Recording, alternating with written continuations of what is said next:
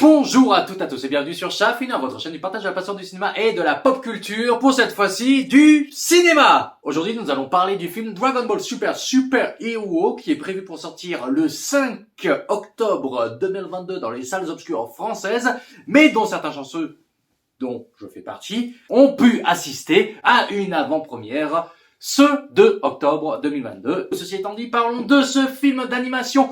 Dernier film en date de l'univers Dragon Ball Super, donc Super Hero de Tetsuro Kodama, qui signe ici son premier grand film majeur et son entrée donc dans l'univers Dragon Ball. Un film scénarisé par Akira Toriyama et ponctué par les musiques de Naoki Sato. Et en voici le synopsis. L'armée du ruban rouge avait été détruite par Son Goku, mais des individus ont décidé de la faire renaître. Ils ont ainsi créé les cyborgs ultimes, Gamma 1 et Gamma 2. Autoproclamés les super-héros, ils lancent une attaque contre Piccolo et Sangohan. Quel est le but de cette nouvelle organisation du ruban rouge?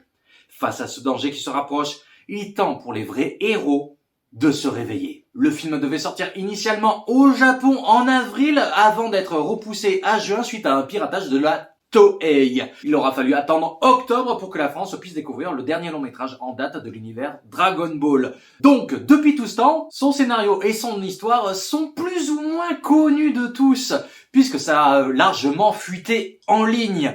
Et si ce n'est quelques surprises qui peuvent être amenées dans le film, elles sont spoilées, du moins elles sont annoncées dès les 20 premières minutes du film.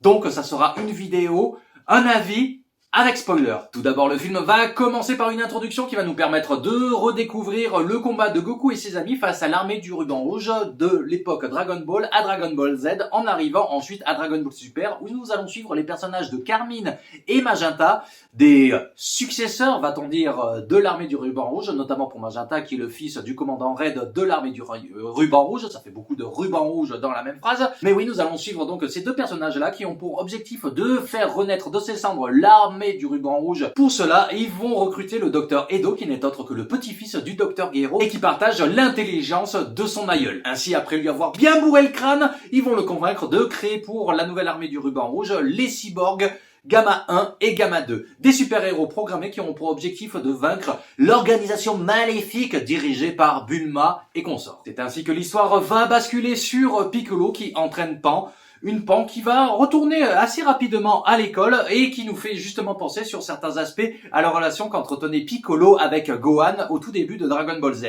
Il va rapidement rentrer en action Gamma 2 qui va attaquer le roi démon Piccolo, comme il le prénomme, comme quoi il manque certains éléments à cette chère nouvelle armée du ruban rouge, ou du moins certaines choses ont peut-être été cachées, qui sait.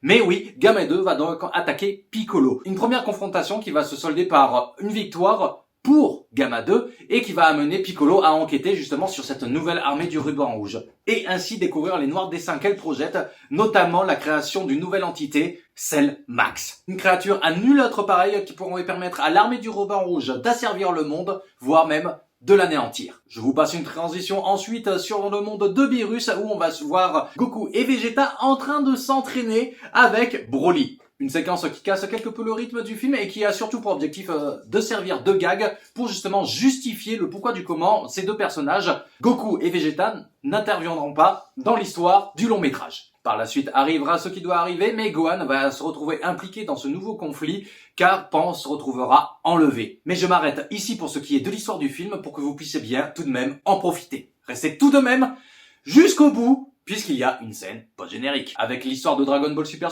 Hero, on reconnaît la patte de Akira Toriyama, puisqu'on retrouve un film qui se repose non pas que sur les combats, mais également sur son histoire. L'histoire est très bien amenée et mélange habilement gag et combat. Le tout est bien entendu ponctué par les valeurs de l'auteur, des valeurs qui sont transmises par l'œuvre d'origine et qui ont évolué avec le temps, notamment aussi avec les fans de la première heure. Ici on retrouve des notions de responsabilité, d'héroïsme, mais surtout d'héritage. J'ai pu l'évoquer au tout début du long métrage, c'est donc le premier film en animation de synthèse en CGI de l'univers Dragon Ball. Un film qui fait son petit effet et qui regorge de qualité. On va tout de même noter une certaine raideur sur certains personnages lorsque ils ont des actions un petit peu de base comme tout simplement marcher ou lever le bras. Cette raideur disparaît lorsque l'action est là. Notamment les combats qui sont d'un dynamisme incroyable à l'écran et visuellement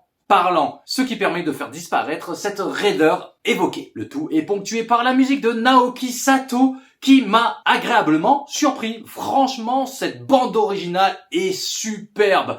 Je n'ai qu'une interrogation, va-t-elle sortir en vinyle? Parce que vraiment, elle ponctue les moments et elle présente des thèmes que l'on peut reconnaître. Et c'est plaisant à l'oreille. Une bande-annonce qui fait son petit effet, tout comme le doublage des comédiens de doublage français. Encore bravo à eux, mais surtout, salutations à Antoine Nouel qui, en plus de doubler le dragon Shenron, a prêté sa voix à Selmax.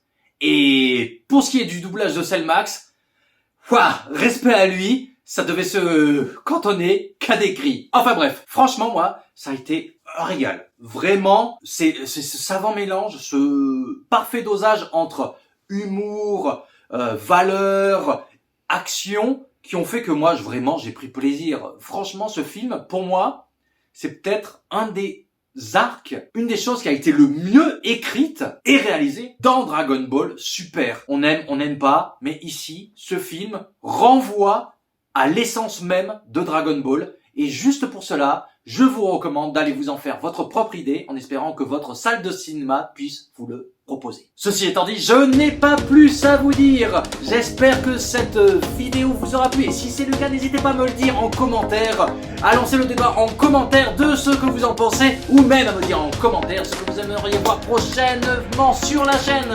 Ceci étant dit, vous connaissez la chanson habituelle, mais oui, likez, partagez. Et surtout pour le soutien de la passion, je compte sur vous pour vous abonner. Ceci étant dit, j'ai pas plus à vous dire. Je vous dis donc à la prochaine.